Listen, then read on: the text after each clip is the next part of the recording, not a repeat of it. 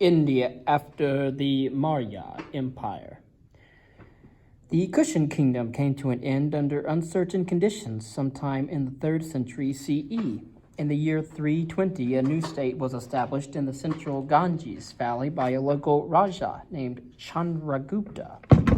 No relation to Chandragupta Maurya, however, the founder of the Mauryan dynasty. Chandragupta located his capital at Pataliputra, the site of what is now the decaying palace of the Mauryas. Under his successor, Samudragupta, the territory under Gupta rule was extended into surrounding areas, and eventually the new kingdom became the dominant political force throughout North India. It also established a loose suzerainty over the Dravidian state of Pallava to the south, thus becoming the greatest state in the subcontinent since the decline of the Mauryan Empire.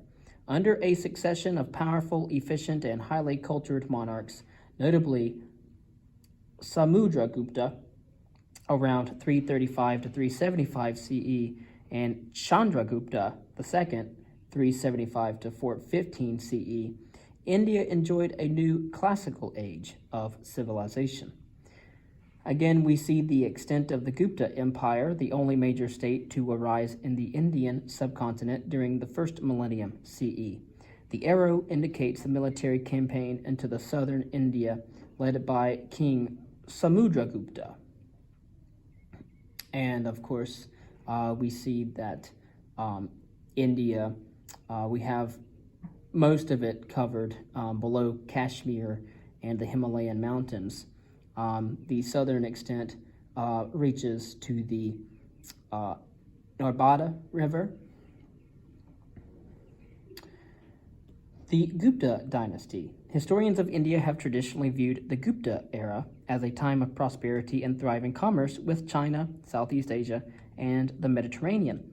Great cities notable for their temples and Buddhist monasteries, as well as for their economic prosperity, arose along the main trade routes throughout the subcontinent. The religious trade also prospered as pilgrims from across India and, as far away as China, came to visit the major religious centers. As in the Mauryan Empire, much of the trade in the Gupta Empire was managed or regulated by the government. The Guptas owned mines and vast crown lands and earned massive profits from their commercial dealings. But there was also a large private sector dominated by jati, or caste guilds, that monopolized key sectors of the economy. A money economy had probably been in operation since the 2nd century BCE, when copper and gold coins had been introduced from the Middle East. This in turn led to the development of banking. Nevertheless, there are indications that the circulation of coins was extremely limited. The Chinese missionary Shuwen-Zhang, who visited India in the first half of the 7th century, remarked that most commercial transactions were conducted by bartering. But the good fortunes of the Guptas proved to be relatively short-lived. Beginning in the late 5th century CE, incursions by nomadic warriors from the northwest gradually reduced the power of the empire. Soon, northern India was once more divided into myriad small kingdoms engaged in seemingly constant conflict. In the south, however, the emerging states like Kola and Pallava prospered from their advantageous position athwart the regional trade network stretching from the Red Sea all eastward into the Southeast Asia. The transformation of Buddhism. The Chinese pilgrims who traveled to India during the Gupta era encountered a Buddhism that had changed in a number of ways in the centuries since the time of Siddhartha Gautama. They also found a doctrine that was beginning to decline in popularity in the face of the rise of Hinduism, as the Brahminical religious beliefs of the Aryan people would eventually be called. The transformation in Buddhism had come about in part because the earliest written sources were transcribed 2 centuries after Siddhartha's death, and in part because his message was reinterpreted as it had become part of the everyday life of the people. Abstract concepts of a nirvana that cannot be described began to be replaced, at least in the popular mind, with more concrete visions of heavenly salvation, and Siddhartha was increasingly regarded as a divinity rather than as a sage. And as a sign of that transformation, the face of the Buddha began to be displayed in sacred sculptures, along with clear suggestions that, like Jesus, he was of divine birth.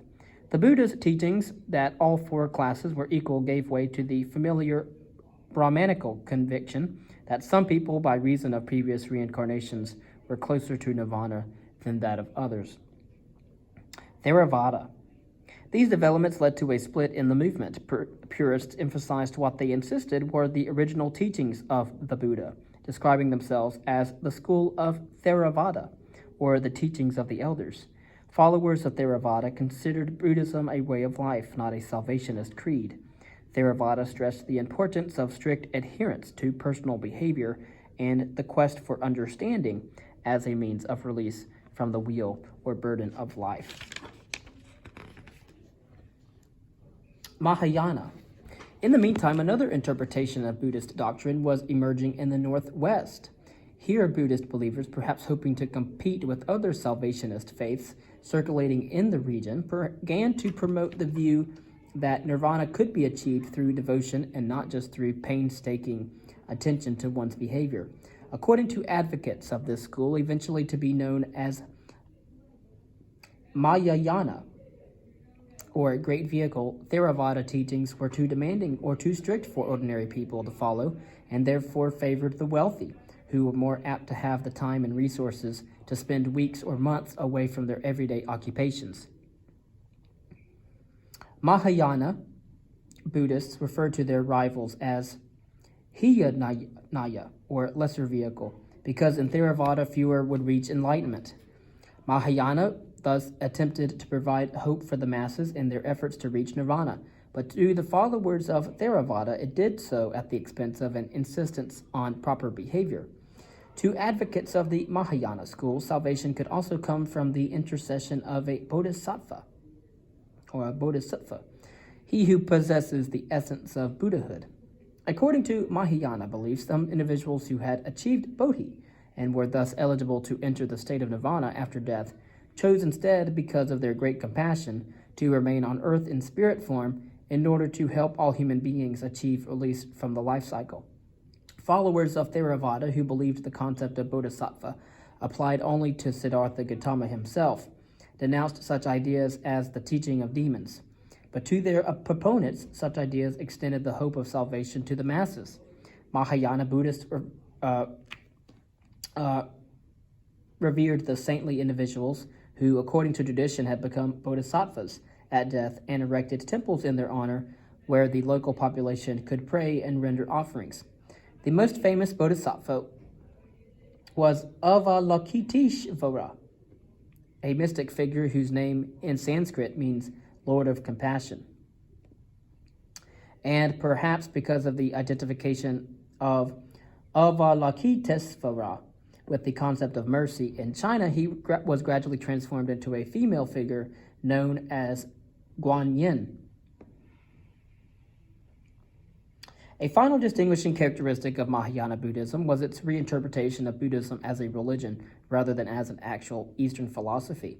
Although Mahayana had philosophical aspects, its adherents increasingly regarded the Buddha as a divine or supernatural figure, and an elaborate Buddhist cosmology developed.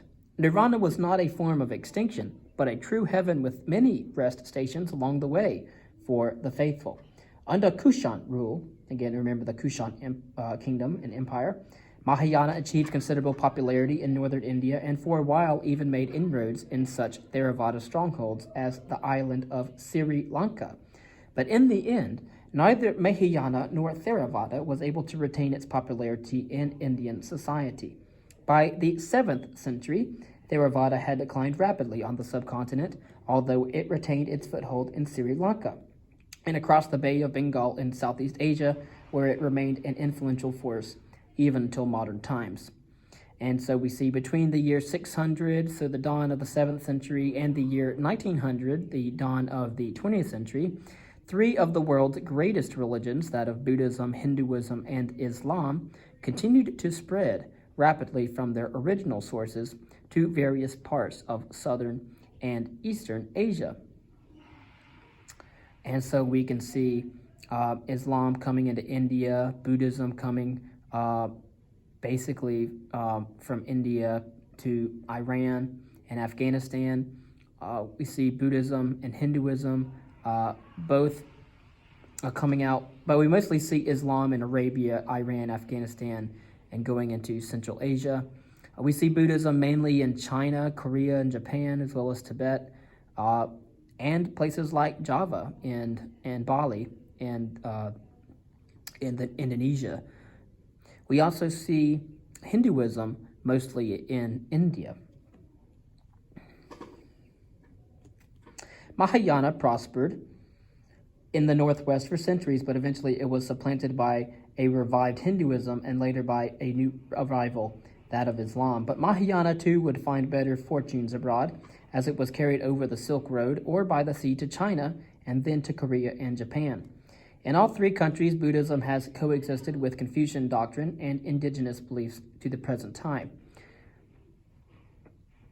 Why was Buddhism unable to retain its popularity in its native India, although it became a major force elsewhere in Asia? Some have speculated that in denying the existence of the soul, Buddhism ran counter to traditional Indian beliefs. Again, Buddhism was more of a philosophy than actual religion like Hinduism was. Perhaps, too, one of Buddhism's strength was also a weakness. In rejecting the class divisions that defined the Indian way of life, Buddhism appealed to those very groups who lacked an accepted place in society, such as the untouchables in India. But at the same time, it represented a threat to those with a higher status. Moreover, by emphasizing the responsibility of each person to seek an individual path to nirvana, Buddhism undermined the strong social bonds of the Indian class system. Perhaps a final factor in the decline of Buddhism was the transformation of Brahmanism into a revised faith known as Hinduism. In its early development, Brahmanism had been highly elitist. Not only was observance of court ritual a monopoly of the Brahmin class, but the major route to individual salvation, asceticism, was hardly realistic for the average Indian. In the centuries after the fall of the Mauryas, however, a growing emphasis on devotion, bhakti, as a religious observance brought the possibility of improving one's karma by means of ritual acts within the reach of Indians of all classes. Perhaps Hindu devotionalism rose precisely to combat the inroads of Buddhism and reduce the latter's appeal among the Indian population. The Chinese Buddhist missionary Fa Xian reported that mutual hostility between the Buddhists and the Brahmins in the Gupta era was quite strong when he said, quote, "Leaving the southern gate of the capital city on the east side of the road is a place where Buddha once dwelt. Whilst here he bit a piece from the willow stick and fixed it in the earth. Immediately it grew up 7 feet high, neither more nor less.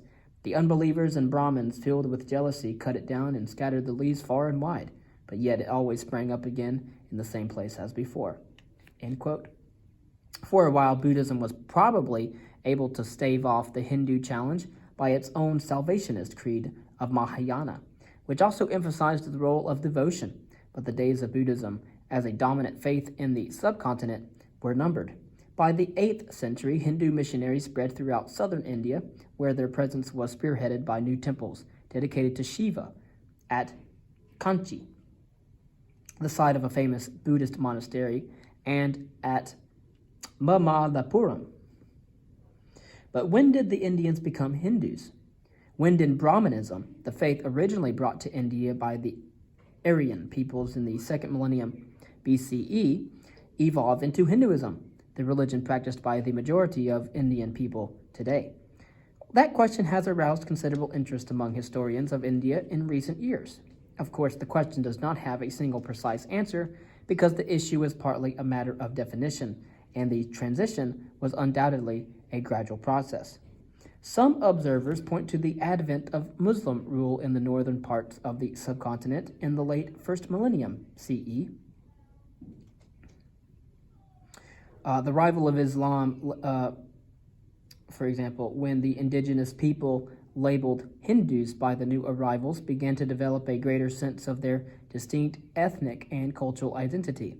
Others point to the colonial era when British colonial policies reinforced an Indian sense of being the other and provoked them to come to the defense of their cultural and historical heritage. Still, other historians have said that the transition in the early centuries of the first millennium CE, when the Brahmanical emphasis on court sacrifice and asceticism was gradually replaced by a more populist tradition focused on personal worship, known as puja, and the achievement of individual goals. In that interpretation, the change from Brahmanism to a faith or religion more accessible to the mass of the population may initially have been stimulated by the egalitarian tendencies of early Buddhism. In any event, however, by the end of the first millennium CE, the religions originally known as Brahmanism had fought off the challenges of alternative belief systems while transforming itself into the religion of the majority of the Indian people. And so we see how Brahmanism, through many different ways, it could have been Muslim rule, it could have been Buddhism, whatever it was, British colonialism, in some way or another, Brahmanism was basically transformed into the modern religion of Hinduism.